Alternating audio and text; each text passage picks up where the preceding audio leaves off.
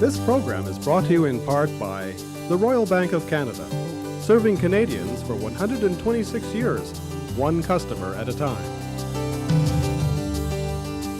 And Canadian Airlines.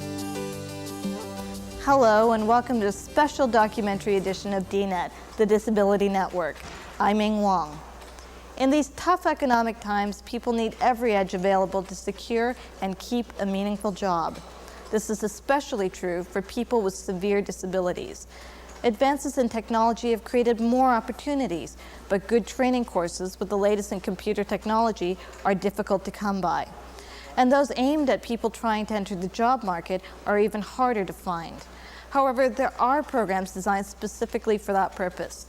Today, we'll look at how one program works toward leveling the playing field. Adopt a specific tone.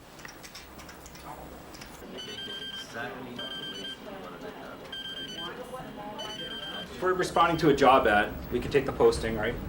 Competition number. If it's an unsolicited resume, where can we get that subject? What should the subject line read? The Neil Squire Foundation's head office is located in Vancouver. Subject line is next. Chris Felsky is a student in their Creative Employment Options, or CEO, program. I was born with cerebral palsy. I've basically been in a chair all my life. When I got here, I was really depressed and really down on myself and didn't really know. I mean, I was excited about the course itself, but I was just wondering whether this was going to be the same old run-of-the-mill thing.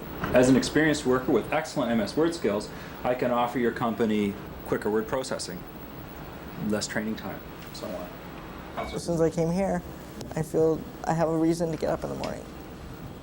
It helps with resumes and job search and how to conduct a proper interview and the questions that I should ask the company due to my disability, or different programs on the computer that can help me utilize the computer in a functional way.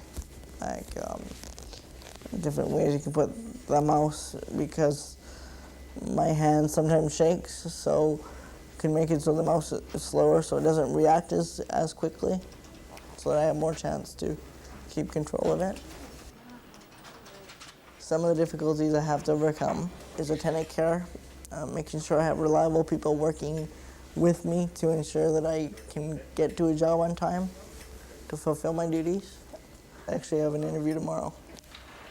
It's with a large company, and it's taking complaints on the phone and answering questions for people. And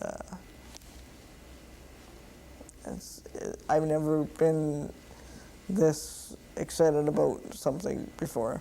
I mean, even if it doesn't work, at least I know I'm capable of at least getting an interview, you know.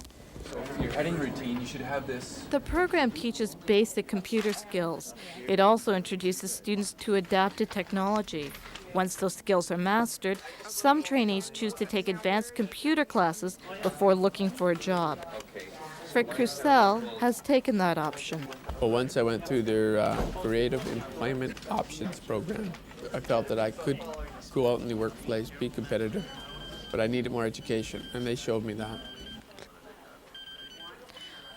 Rick is using equipment developed by the Research and Development branch of the Neil Squire Foundation.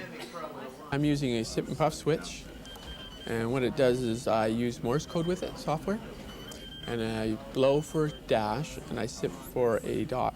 So an A is like a dot dash, so that would just be one blow, one sip. So why I need Morse code is because I cannot use my fingers to actually access the keyboard, right, and press the keys down when I'm working in Windows or anything. So I need some sort of system that will allow me to operate the keyboard, the whole keyboard, without using my hands, and that's the sip and puff switch with Morse code. The mouse stick is because the Morse code at this present time only works with a DOS environment, and I have to work in a Windows environment, a VAX environment, and those environments this Morse code won't work with that environment, so I have to use the actual mouse stick. I can type right now between 30 to 40 words a minute using Morse code. For me, I think that's adequate. to be competitive in the workforce. And that's what I want to be. I want to be as competitive so that I'll be able to get a job and compete with people, able-bodied people. Jean Kay is Rick's instructor. She teaches an advanced course for adults with disabilities at Vancouver's Open Learning Centre.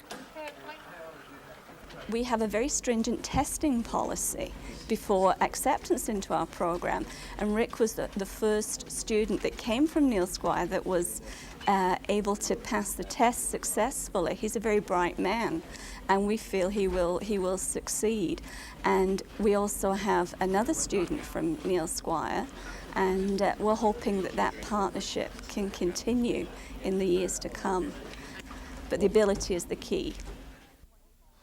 When we come back, we'll follow a creative employment options graduate who's found a job.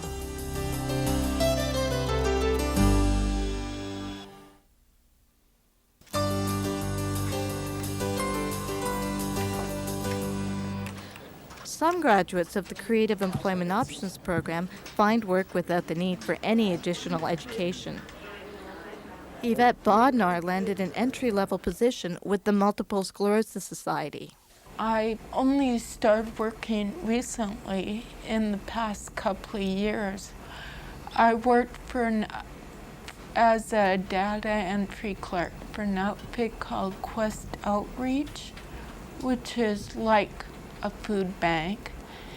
And I did that from my home for a while. And then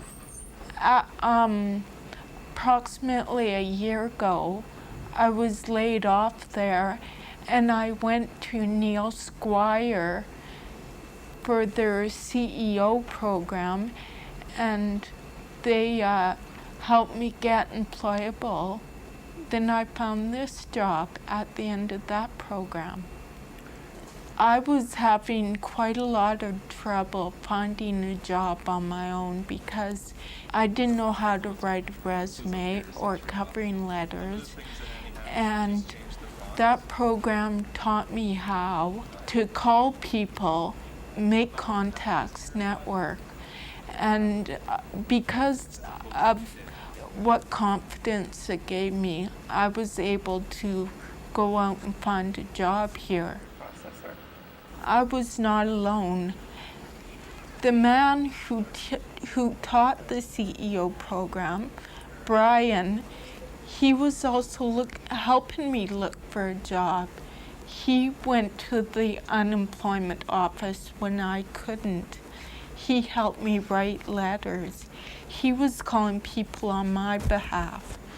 So I really felt that he was working just as hard as I was.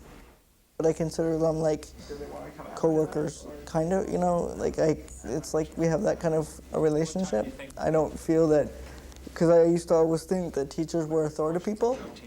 These guys are on the same level, and they don't treat us any different. Thanks, everybody. And I'm sure that after the course, I will keep in contact with everybody and make a point of either coming by and saying hi, and or going out for lunch with some of them, or whatever the case may be, because they have made such a difference in my life. So do you think you're going to get that job today? I hope so. I'm kind of nervous, but can only do what I can do, I guess. The main incentive for me to get a job was because I wanted to get off social assistance. Right now, I'm working in services, and I'm updating all the files and entering them into a database on our computer. Before I took the CEO program, my computer skills weren't really up to date. I just got familiar with the computer so that I wouldn't be quite so afraid of it like some people are. So I found that the CEO program really helped me with the computer. But when I move into my new place, I'm gonna have a housewarming party where I'll invite all my friends, and you better come. Of course, in my future, I'd like to see myself continuously working. I'd like to continue my job here at the MS Society. I quite enjoy it here. I feel that my work is really valued. I really like my co-workers. We go out for lunch, we do social activities, and there's like 190 in the database so far. Oh wow, that means I have to start using the database. Yeah. Sarah Blum is Yvette's employer at the Multiple Sclerosis Society. I think it was pretty important that the Neil Squire Foundation actually introduced us to Yvette. One of the job counselors there sent us her resume, and when he saw the ad for the positions we were advertising, and he worked really closely with me after we hired her to make sure that the environment would work for her. Yvette has fit into our system quite well and quite quickly. She's an outgoing person, and I think that helps a lot. And she's been very open about her disability and what she needs to have around her. She fits with us for the most part, and there hasn't been, I don't know how she feels exactly from her point of view, but for me, I haven't felt a real difference working with her as opposed to anyone else I work with here. Since having the experience working with Yvette, a person in a chair, a person who doesn't have the same coordination that an able-bodied person has, and I watch her do the work, I would have no hesitation in hiring someone else who, for the right position, to do work around here. In fact, I think it would be a really wonderful thing to keep on being able to do. When we return, we'll look at the Research and Development Lab of the Neil Squire Foundation and discover some of the thinking behind the latest technology.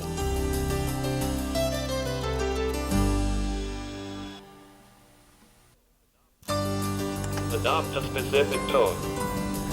Blank. Professional and environment-friendly. The Neil Squire Foundation was named after a student who went to the University of Victoria. Neil Squire was an active young man who played basketball with the school team. He became quadriplegic as a result of a car accident. Bill Cameron was one of Neil's relatives. At that time, he was working in engineering and atomic research at the University of British Columbia. Bill was amazed by the lack of technological aids for people with severe disabilities, so he set about trying to change that. He developed a program that enabled people with severe disabilities to get back to work with the help of technology. One of Bill Cameron's early assistants was Gary Birch. Today, Gary's the executive director of the Neil Squire Foundation. Yes, you did. You got this one. Oh, excellent. Great. Thanks a lot. We worked informally with Neil and a few other people with similar disabilities to Neil before the foundation got formally incorporated as a society in 1983. And the foundation grew in the early years on a program called Computer Comfort, where after working with Neil, we started working with a lot of other people with significant disabilities. And the whole idea was just to introduce them to computers without a lot of other expectations. Many people, after being in that program for a while, said, hey, this is great, I'm starting to do some wonderful things with a computer. How can I use this computer to become more involved in the community? And for a lot of people, that means employment. And it was with that kind of feedback that we designed and began to develop a program called the Creative Employment Options Program. And so we've been running that now for about 5 years. The fundamental components to the Creative Employment Options Program are computer training, and it's not to make them an expert in one program, but just to give them a lot of confidence around using a computer. So there's the computer instruction, there's also vocational instruction. Annie's resume, what a beautiful resume. They just work on vocational issues about the career planning and job search skills, etc. There's also some personal development that goes on around self-esteem. We also play a big emphasis on health promotion, we call it. That's when we work with each individual, making sure that they're in charge of their own life, that they've got the appropriate tended care at home, etc. Because if that's not working well, then of course they'll have trouble at work. The Creative Employment Options Program has been funded through Human Resources Development Canada, and they have been the primary funders. We have received some support from some of the provincial governments as well, and we have received significant contributions from various corporations. We try never to turn a student away. Because we have the core funding from Human Resources Development Canada, it does not pay for the whole program. So wherever possible, we do charge a tuition fee, a relatively small fee. It's usually between around $3,000 to $4,000 to those that have some financial backing. Frankly, we take on the tough cases. We take on the cases where no one else has a place to go, a turn to, and we take on people that many have written off and said, this person would never be employable. The CEO program is up and running in 4 centers in Canada: Vancouver, Regina, Ottawa, and Fredericton. The New Brunswick office also has services available in Moncton. Services for people with disabilities, such as housing, attendant care, and transportation, are inconsistent across the country. So the course has to be flexible in order to survive. But statistics reflect the success of the program. Total participants to date are 272. Graduates number 243. There are 53 graduates currently employed. Those involved in career-building education, 35. 44 graduates are still looking for work. Only 15 people have dropped out of the program.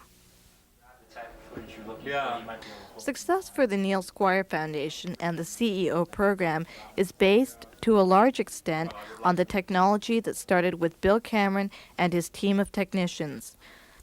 Today, the R&D branch strives to keep ahead in the world of technological aids. Harry Liu is an electrical engineer with the Research and Development branch of Neil Squire. The type of research we're doing is we work extensively with interfacing people with severe disabilities with computers.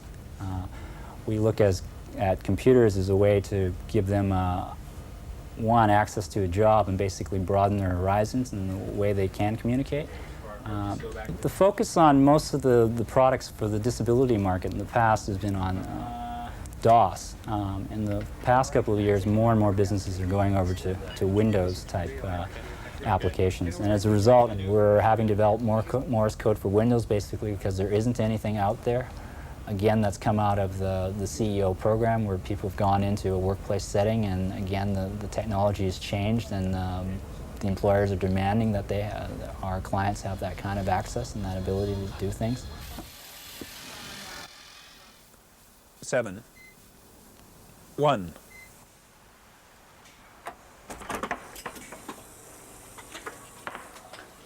Larry Bowden's home may be one of the best examples of how technological aids for people with disabilities will be used in the future. I find myself, I'm a very busy person. It's between, oh, excuse me a second, I'm gonna... Hello. Yeah, it's Larry speaking. Larry is chairperson of the Neil Squire Board of Directors. 2. 1. 1. 1. 1. Larry has a voice-activated gateway system that's menu-driven for easy access. 1. It enables him to open or close the drapes, 4. turn on the lights, and perform many other functions that may be most useful around the house. Larry also has the latest equipment at his workstation. And this is a total mouse emulator. Now, it has sort of a couple of components. One is that it has a head which moves the mouse, and another one, it has a byte switch on it, which will cycle from select return to, in my case, I use an AutoCAD program, and I use Morse code for getting in. Windows is an entirely mouse-driven program, so it allows me to move around the drawing just as easily as I could with a handheld mouse. And like I said, for me, that means directly equates to employment equity. Now, it sped my drawing time up by about 500%. Now I can work at the same rate of pay for the same hours as someone else. Now, to me, That's equity. And what I find is really exciting about this, and it's personally exciting for me, is that I was involved in the development process of this because of the fact that it was one of the things that was on, you know, every person with no hand use's wish list. And it was developed at the R&D end of the Neil Squire Foundation, and we've just entered into a licensing agreement with a large manufacturer of disability-related items, and it's due to be released this year on a worldwide basis. Can't go without tunes. Computer technology developed by the Neil Squire Foundation doesn't wind up sitting on the shelf. It's applied in the real world by increasing opportunities for students of the CEO program. The technology, the training, and the personal support all increase their chances of finding a job. I hear you're job hunting. You get anything? As a person with a disability, if you're in an employment situation, I think that you have to look to technology as being the equalizer and making you just as valued an employee as the person sitting on either side of you.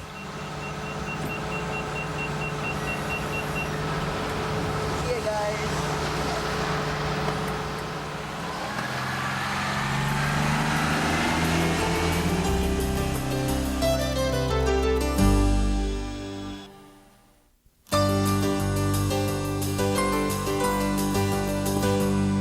The Creative Employment Options Program, as we mentioned, is being run in 4 locations across the country, from the East Coast to the West Coast.